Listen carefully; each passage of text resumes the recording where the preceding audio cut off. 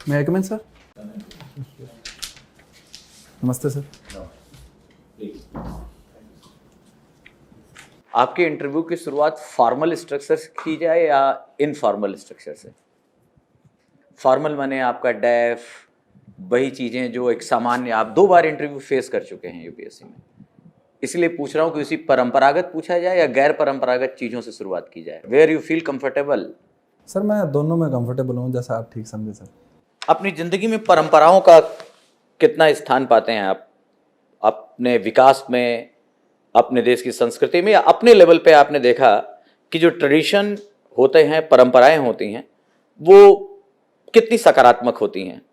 Sir काफ़ी हद तक परंपराओं का सकारात्मक योगदान रहता है।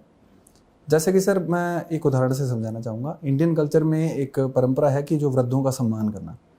तो इस कारण से सर इंडियन कल्चर में जो वृद्धाश्रम है वो कम दिखाई देते हैं, क्योंकि वृद्धों को जो मानसिक सपोर्ट है वो फैमिली के थ्रू मिलता है। उसके अलावा सर अन्य कई स्तर पर, जैसे जो संयुक्त परिवार की परंपरा है, या फिर अपने मूल्यों के स्तर पर कई भारतीय में सहिष्णुता का मूल्य है, ये परंपराएं सर भारत के विकास में काफ़ी योगदान देती हैं सर। लेकिन एक सामान्य परसेप्शन मॉडर्न और पोस्ट मॉडर्निज्म में ये भी कहा जाता है कि परंपराएं हमारे विकास को अवरुद्ध कर देती हैं और एक क्लैश को जन्म देती हैं, क्योंकि जो युवा है, जो जनरेशन है, वो आगे बढ़ना चाहता है, लेकिन परंपराएं, मूल्य उसको रोकते हैं। इसको कैसे देखते हैं आप?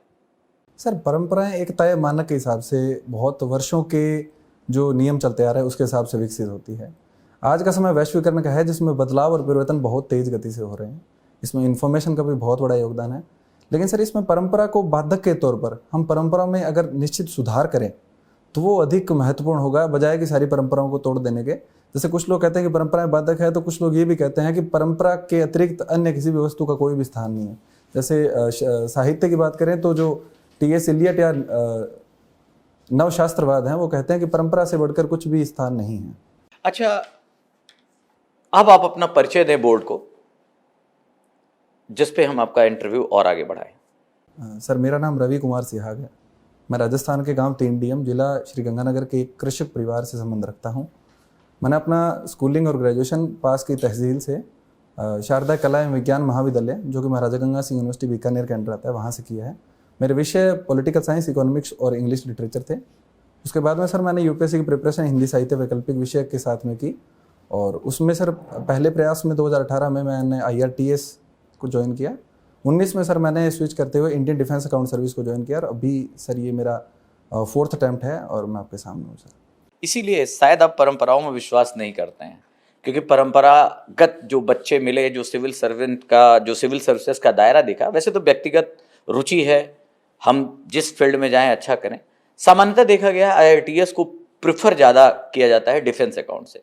आपने 1 साल की सीनियरिटी भी लूज की और डिफेंस अकाउंट को चुना, क्यों? इसका आपका क्या वो था? सर मुझे लगता है कि ये परंपरा से जुड़ी हुई ही एक प्रकार का कदम है। सर मैंने IAS की प्रिपरेशन के लिए अपनी यूपीएससी की जर्नी स्टार्ट की थी, और IRTS वो एक डायनेमिक और काफ़ी टाइम डिमांडिंग सर्विस है।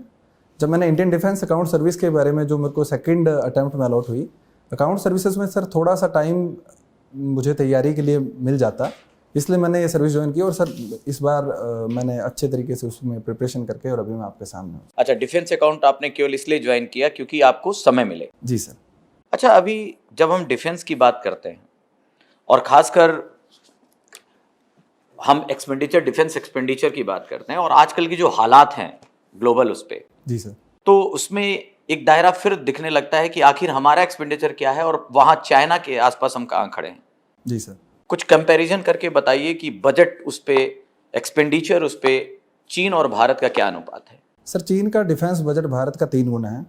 भारत का इस साल का डिफेंस बजट 5,25,000 करोड़ रुपए का था, और चाइना का भारत से 3 गुना ज़्यादा है। तो एक प्रकार से चाइना का बजट सर डिफेंस के मामले में काफ़ी ह्यूज है सर। और पाकिस्तान कहाँ खड़ा है? सॉरी सर, पाकिस्तान का आंकड़ा मैं अभी याद नहीं कर पा रहा हूँ सर। अच्छा, जब भी किसी चीज़ की, या जब भी हम बजट प्रस्तुत करते हैं, हम डिफेंस पे एक दायरा जरूर देखते हैं और इसको एक बड़ा महत्वपूर्ण मद मानते हैं। लेकिन दूसरी चीज ये भी होती है कि हमारे पास अन्य जो सेक्टर है वहां से कभी डिमांड उठती है। बहुत सारे ऐसे लोग कहते हैं कि अब हमें डिफेंस को इतना एक्सक्लूसिव बजट की जरूरत नहीं है। जी सर। क्या मानना है आपका? सर मेरा मानना है कि हमारी जो एक ज्योग्राफिकल और ऐतिहासिक कुछ कारण हैं जिसकी वजह से हमारा डिफेंस का बजट है वो बने रहने देना चाहिए, क्योंकि नियर बाई नेबर में हमारे शत्रु देश विद्यमान हैं और हमारी सीमा विवाद भी चलते रहे हैं चीन और पाकिस्तान के साथ। तो उस मामले में सर राष्ट्रीय सुरक्षा को देखते हुए डिफेंस का बजट अनिवार्य सिद्ध होता है। और अगर हमारी सीमाएं सुरक्षित नहीं है तो हम अंदर विकास की बात करें तो ये भी सर तर्कसंगत नहीं लगता। तो डिफेंस के बजट को रैशनलाइज किया जाना चाहिए बजाय कि इस पर प्रश्न उठाने के। इसमें तर्कसंगतता के काफ़ी संभावनाएं विद्यमान है सर। अच्छा, अभी रशिया से भारत की S-400 की डील चल रही है और बहुत सारे अमेरिकी दबाव या अन्य प्रेशर के बावजूद हम इसे कंटिन्यू कर रहे हैं। तो आप पहले तो ये बताइए कि S-400 आने से भारत को ऐसा क्या लाभ होने वाला है कि वो बहुत सारी ऐसी चीज़ें जो अमेरिका से उसको मिल रही हैं उसके बावजूद वो अपनी ऑटोनॉमी को लेकर चलना चाहता है, और कितने का ये डील है S-400? सर डील का एग्जैक्ट अमाउंट अभी मैं याद नहीं कर पा रहा हूँ, सॉरी सर।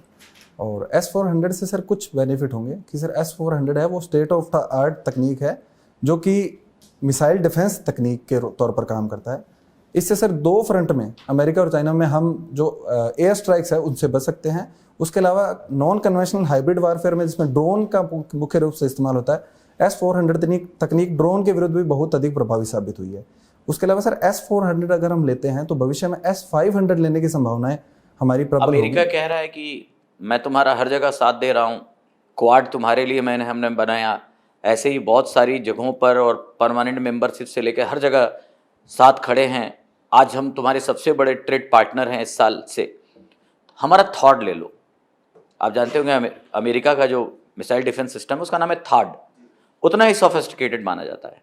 फिर भी हम थॉड नहीं ले रहे हैं। अगर हम अपनी सुरक्षा से कहीं समझौता नहीं कर रहे हैं, अमेरिका का साफ कहना है कि जब आपको ऐसी चीज हम दे रहे हैं तो आप रशिया के साथ क्यों जा रहे हो, आप हमसे ही लो। थाड और S-400 के कंपैरिजन के साथ इस जो कमेंट है उसको एनालाइज कीजिए। सर थार्ड और S-400 का बिल्कुल माइनर कंपैरिजन तो सर मैं नहीं कर पाऊंगा, इस मामले में अपडेट नहीं रख पाया हूँ। लेकिन सर S-400 के बारे में कहा जाता है कि आज तक मिसाइल डिफेंस तकनीक में S-500 को छोड़ें तो ये सबसे स्टेट ऑफ द आर्ट है। दूसरा सर, अच्छा, कहीं प्रैक्टिकली इसने प्रयोग किया है S-400? अभी S-400 का किसी जगह पर किसी उसमें प्रैक्टिकल प्रयोग हुआ है कि हम ये जान पाए कि नहीं ये सही में बहुत बेहतर है, हमें इधर जाना चाहिए? सर टेस्टिंग के तौर पे इस्तेमाल हुआ, प्रैक्टिकल प्रयोग के बारे में सर मुझे अभी जानकारी। सीरिया के बारे में जानते हैं आप? जी सर। सीरिया में इसका प्रैक्टिकल यूज हुआ। Thank you sir. अच्छा, फिर बताइए, तो जब अमेरिका कह ही रहा है इसके आसपास हैं और वो हर जगह आपको सुविधाएं दे रहा है, फिर भी हम S-400 पे क्यों हैं या रशिया के साथ क्यों हैं? सर हम इसके एक मुख्य कारण सर आर्थिक कारण है। अगर कोई चीज़ हमें सस्ते दाम पर मिल रही है तो सर मुझे नहीं लगता कि हम लोगों को महंगी तकनीक खरीदनी चाहिए, और जबकि जो सस्ते दाम पर मिलने वाली तकनीक है वो सबसे अत्याधुनिक है। अगर मैं कहूँ उतने ही दाम पे मिल जाएगा तो?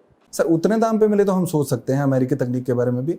और इस मामले में सर हम पूरी तरह से रणनीतिक स्वायत्ता को फॉलो कर रहे हैं कि हम किसी भी देश के दबाव में आकर उसके साथ डील नहीं करेंगे। जो भारत की ज़रूरतें होगी, भारत के आर्थिक संसाधन है, उसके आधार पर हम लोग डील करेंगे सर। अच्छा, भारत को अगर इस समय देखा जाए, खासकर कोविड और कोविड के बाद, जी सर, तो बहुत सारे चैलेंजेस का सामना करना पड़ रहा है। आपको क्या लगता है कि जब से कोविड एरा और अब पोस्ट कोविड एरा मान लें, तो इसमें भारत के समक्ष 3 सबसे बड़ी चुनौतियां आपको क्या दिखती हैं जिससे शॉर्ट टर्म में हमें आगे निकलना होगा? माफ़ कीजिए, मैं थोड़ा स्पष्टीकरण चाहता हूँ सर प्रश्न का। 2019 से 2022 अप्रैल तक ऐसी कौन सी चीज़ें हुई हैं भारत के समक्ष, जो चुनौतियां आई हैं, 3 चुनौतियां, जिसको लगता है कि थोड़े ही समय में हमें इससे बाहर निकलना होगा, नहीं तो हमारे जो क्रेडिबिलिटी है, जो हमारा डेवलपमेंट है या जो हमारी डिग्निटी है वो प्रभावित होगी? 3 चैलेंजेस। सर पहली चुनौती जो सप्लाई चेन हमारा इंफ्रास्ट्रक्चर है उसके स्तर पर हमें बहुत अधिक अच्छे तरीके से आगे बढ़ना होगा, क्योंकि लॉजिस्टिक जो कॉस्ट है वो विकसित देशों की तुलना में भारत की काफ़ी कम है, और इस स्तर पर हमें प्रयास करना होगा। दूसरा सर, हेल्थ के स्तर पर हमें और अधिक आगे बढ़ना होगा। जिस प्रकार से सेकेंड वेव में अत्यधिक जान माल की हानि हुई थी और हमारी अर्थव्यवस्था काफ़ी नुकसान हुआ था, तो हेल्थ के स्तर पर हमें सर इंफ्रास्ट्रक्चर में आगे बढ़ना होगा। और तीसरा सर जो डिजिटल एजुकेशन का या डिजिटलाइजेशन का स्तर है, उसके स्तर पर जो साइबर सिक्योरिटी के अलावा डिजिटलाइजेशन को हमें और अधिक तेजी से आगे बढ़ाना होगा। चलिए, इस समय का मेरा लास्ट क्वेश्चन आपसे है, डेमोक्रेसी, इंडियन डेमोक्रेसी की बात आते ही हमें सिखाया जाता है कि बड़ी वाइब्रेंट रही है, पुराने समय से रही है, हमारे प्राइम मिनिस्टर ने भी बहुत सारे शब्द कहे, लेकिन जब इंटरनेशनल रिपोर्ट आती है तो एक शब्द जोड़ा गया, डेमोसाइड। आपने पढ़ा है डेमोसाइड? सॉरी सर, इस शब्द कहा गया कि लोकतांत्रिक मूल्यों की हत्या की जा रही है भारत में, स्वतंत्रताएं नहीं है अभिव्यक्ति की, और खासकर डिजिटली जो हम कहें ऑनलाइन जो एक्सप्रेशन है उस पर काफ़ी बैन है। इन सबको देखते हुए आप भारतीय लोकतंत्र को कहाँ देखते हैं? सर, मैं भारतीय लोकतंत्र को एक संक्रमणशील अवस्था में देखता हूँ, जो कि निरंतर परिपक्वता की ओर बढ़ रहा है। हमारे संविधान में जिन मूल्यों को बनाया गया वे अपने समय के स्तर से काफ़ी आगे के मूल्य थे। जहाँ विकसित देशों को बहुत से साल लगे पूर्णतः लोकतंत्र की तरफ आने में, वहाँ भारत का संविधान अपनी आज़ादी के साथ ही नागरिकों को कई प्रकार की स्वतंत्रताएं देता है। और इस स्तर पर सर मुझे लगता है कि भारत का जो डेमोक्रेसी है वो कुछ बाधाओं के साथ निरंतर आगे बढ़ रहा है। एक प्रश्न मेरा और बताइए, एक इस जमाने में कहा जा रहा है real is virtual and virtual is real, इस कोटेशन को आप कैसे देखते हैं? Real is virtual and virtual is real नाउएडेज।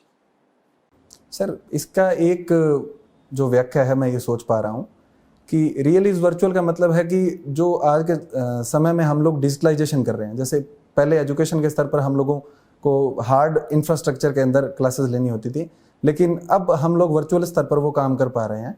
तो रियल इज वर्चुअल का वो मतलब हो रहा है। और दूसरा सर, वर्चुअल इज रियल का मतलब मैं सर अभी डिसाइफर नहीं कर पा रहा हूँ सर। जो सपना देखा वो वर्चुअल है, उसको रियलिटी में लेके आना रियल है, धरती पे लेके आना। इस दिमाग की एक वीकनेस है, it can not differentiate between real and virtual. बाकी अभी तक कोई वीकनेस नहीं निकाल पाया।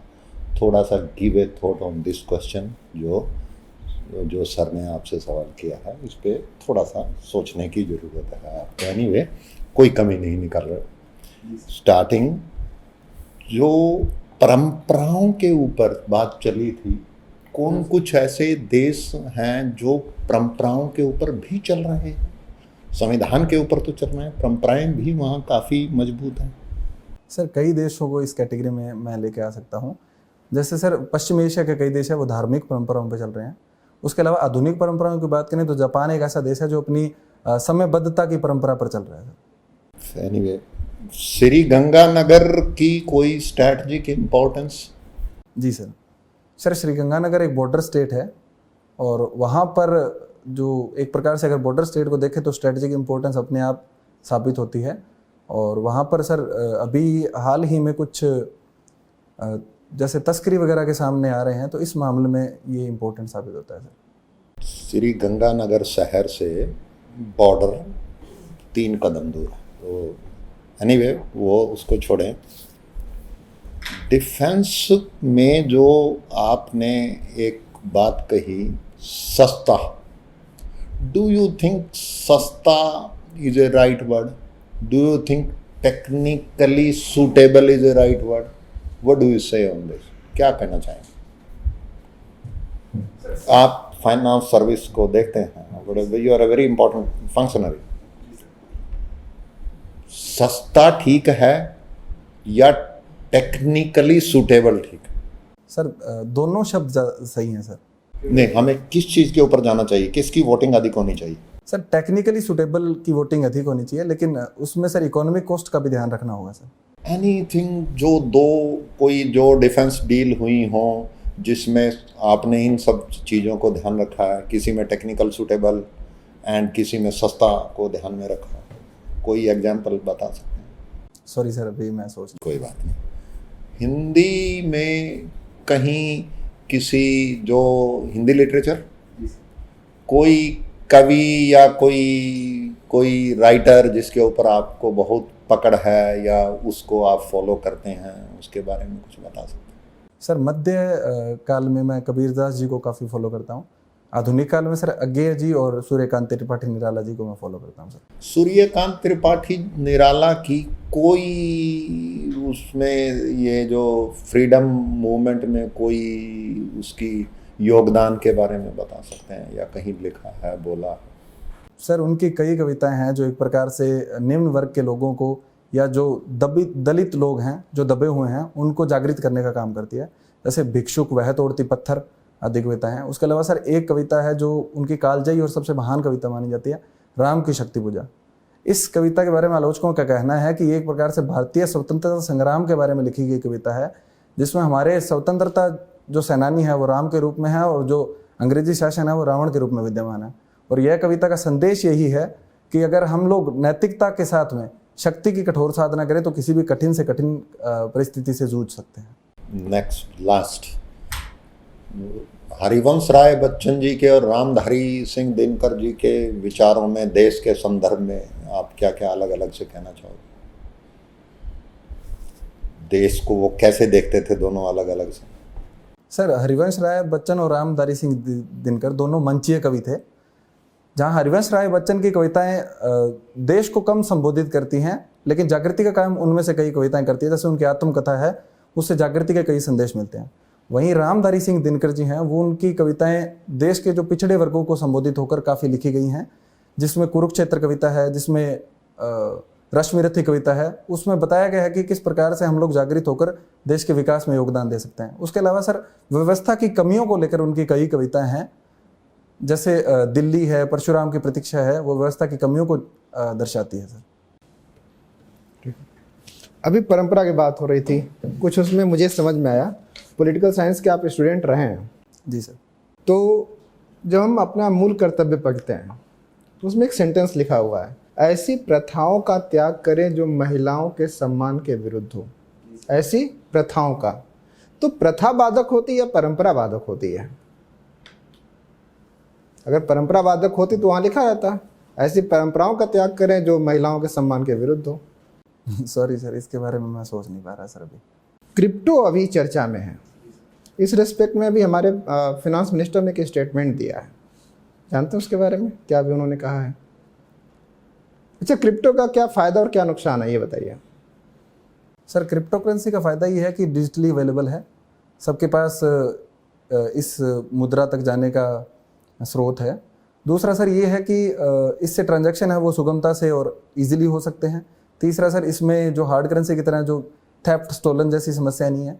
लेकिन इसके साथ साथ इसके नुकसान भी हैं कि सर जो क्रिप्टो पर किसी भी केंद्रीय बैंक का नियंत्रण नहीं है, बिना रेगुलेशन के इससे जो ब्लैक मनी, जो कई प्रकार के अपराध हैं, उनको बढ़ावा दिया जा सकता है सर। अच्छा, इस पर अभी फिनांस मिनिस्टर ने कहा था कि इस पर टैक्स लगेगा। जी सर। तो अगर किसी चीज़ पर टैक्स लगा दिया जाता है इसका मतलब होता है कि वो चीज़ वैलिड हो गई। तो क्या क्रिप्टो करेंसी को वैलिड मान लिया जाए? नहीं सर, इसके बारे में ये मत है कि अभी तक ना तो इसको वैलिड माना गया है, ना ही इनवैलिड किया गया है। इसी रेस्पेक्ट में परसों हमारे फिनांस मिनिस्टर का एक स्टेटमेंट आया है, बता सकते हैं कुछ? उसको देखा है आपने? सॉरी सर, मैं इस स्टेटमेंट से अपडेट नहीं कर पाया सर। मैं कबीर की बात की आपने, निराला की बात की, मैं उसमें तुलसी को भी जोड़ लेता हूँ। कबीर, निराला और तुलसी तीनों के राम में क्या अंतर है? हिंदी साहित्य के आप विद्यार्थी हैं। सर कबीर के राम निर्गुण राम है। वो कहते हैं कि दशरथ सुत तिहु लोक बखाना, राम नाम का मरम है आना। तो वो राम का निर्गुणीकरण कर देते हैं। सर तुलसी के राम है वो सगुण राम है। नहीं, उनके व्यवहार में, उनके कैरेक्टर में क्या अंतर दिखाई देता है? निगुणी सगुण तो बहुत हल्का उसका विवेचन हो जाएगा। सर कबीर ने राम का कोई भी विशेषताओं का वर्णन न करके सिर्फ ब्रह्म की उपासना करने के लिए उसको राम का सगुणीकरण किया, ताकि लोगों को ये समझ आ सके कि ईश्वर का प्रतिरूप क्या होगा। तुलसीदास जी के राम है वो सगुण राम है। उन्होंने राम को मर्यादा पुरुषोत्तम कहा है, राम राज्य की संकल्पना की है। वहीं निराला धुनी कवि हैं, उन्होंने राम का ईश्वरीकरण करके उनमें मानव जैसी गुणों को भरकर राम के माध्यम से स्वतंत्रता की कल्पना की है।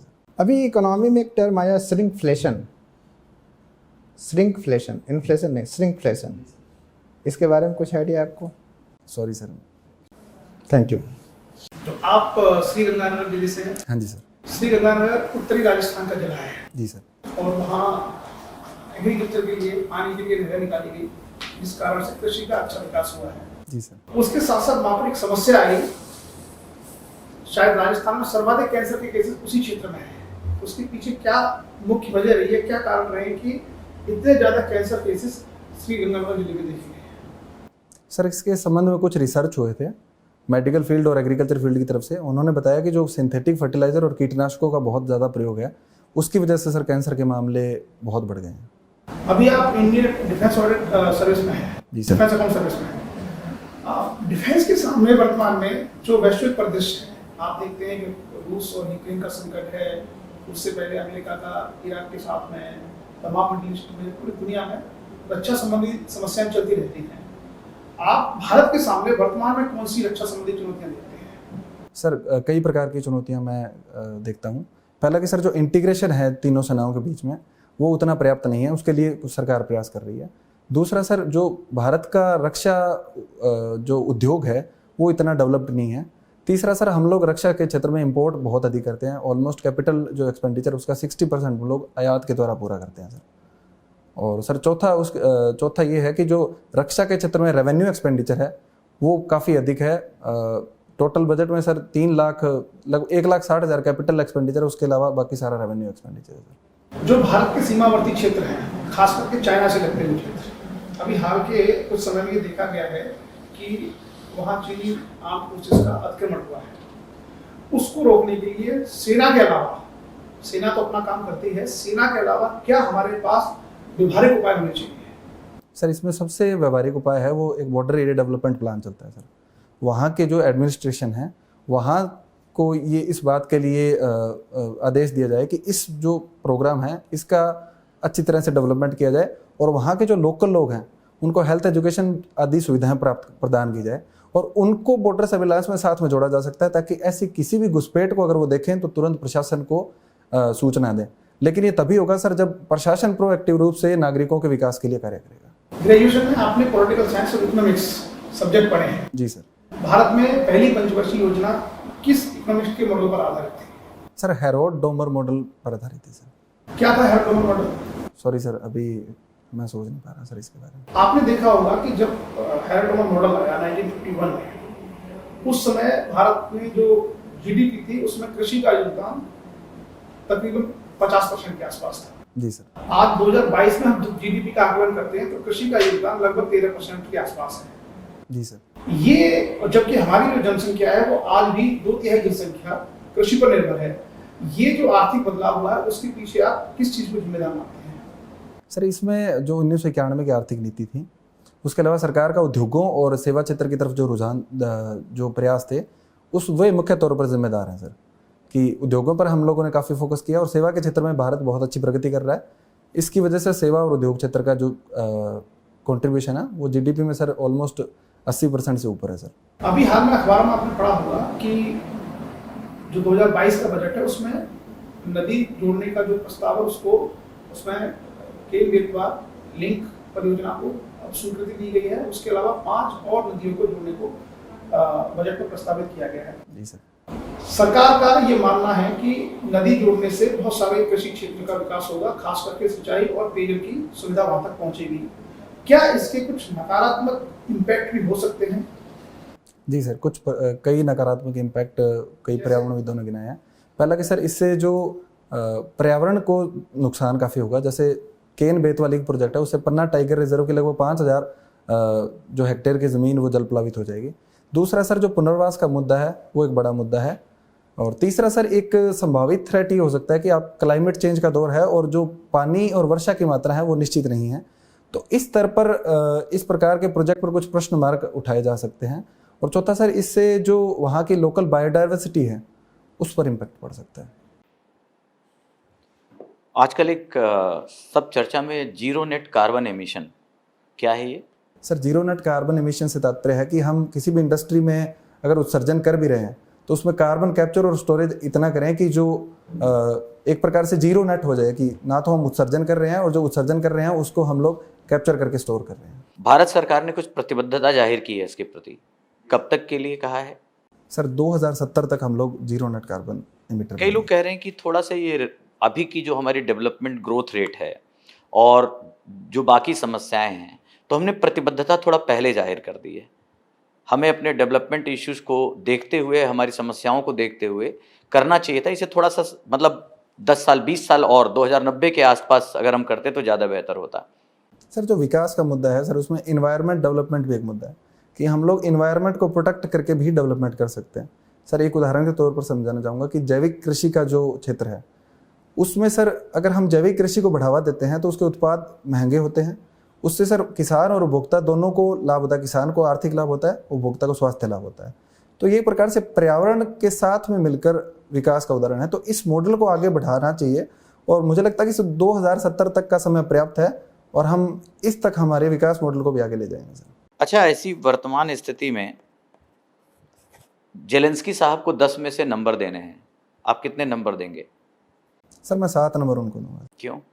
सर 3 नंबर जो मैंने उनके लिए रखे हैं वो इस बात के लिए रखे हैं कि जो अभी जो डायलॉग्स की बात कर रहे हैं वो शायद उन्होंने पहले प्रोएक्टिव स्तर पर डायलॉग और डिप्लोमेसी स्तर पर प्रयास करते तो शायद इस प्रकार का विभत्स युद्ध ना होता।